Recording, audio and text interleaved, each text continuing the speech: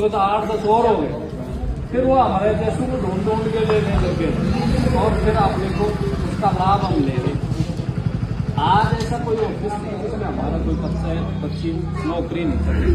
केवल 10 साल की तो बात हुई, कोई बहुत ज्यादा बड़ा समय नहीं। और उसमें भी 1% ही ज्यादा, पहले तो 5% तो अब जाके मिला 2-4-5 साल से।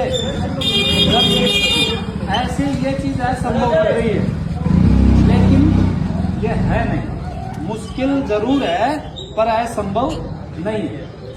और छोटे छोटे एग्जाम्पल ऐसे होते हैं जब ये बातें कैसे नेगेटिव हो जाती हैं। जैसे मैं कहूँगा कि ये भी बंद करो, ये भी बंद करो, अरे तू पैसा जोड़ के क्या करेगा। लेकिन सच्चाई ये है कि पैसा है कहाँ।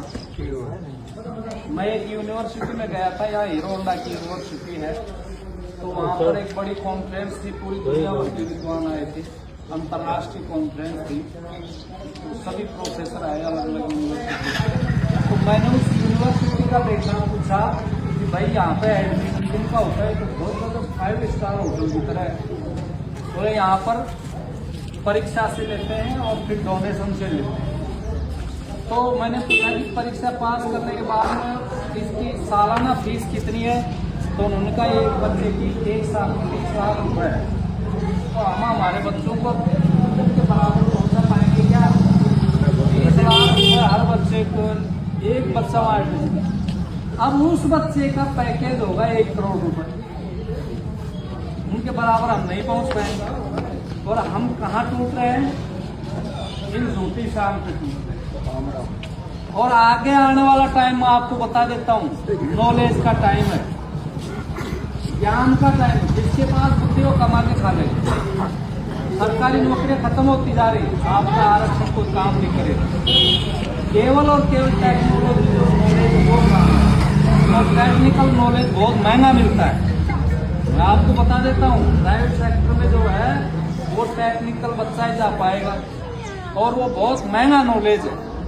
डॉक्टर की पढ़ाई आप वैसे करवा के देख लो, आप 1 करोड़ रुपए से पहले कम नहीं लगता है, ठीक है। और आने वाले समय में डॉक्टरों के लिए मुश्किल हो रही है। कैसे सीटी परीक्षा देने वाले अपने 1700 थे MBC के कंपटीशन देखा। तो इसलिए भविष्य को देखते हुए उसको खतरा महसूस आज ही करो। और पैसे जब तक नहीं जोड़ेंगे, आर्थिक समृद्धि जब तक नहीं है, जब तक वो समाज समृद्ध नहीं है। मानसिक गुलामी इसी से शुरू होती है। जो समाज पिछड़ा है वो इसलिए पिछड़ा है क्योंकि उसके पास संसाधन नहीं है।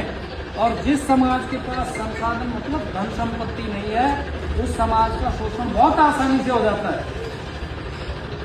इसलिए 2, 5, 10 लोगों के पास पैसे हैं, 1-2 करोड़ रुपए हैं, वो कोई मायने नहीं थे। दुनिया में जाके देखो, बहुत बड़े बड़े हाथी है, वो 2-5 लोगों की जिम्मेदारी ज्यादा बनती है, क्योंकि आगे वही चलते हैं और वही बिगाड़ते हैं।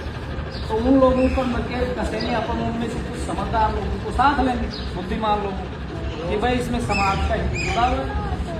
तो ये सब बदलाव होगा और बहुत अच्छा होगा। और यहाँ से मैं मानता हूँ कि एक अच्छी आप सब इसके साथ में काम करें।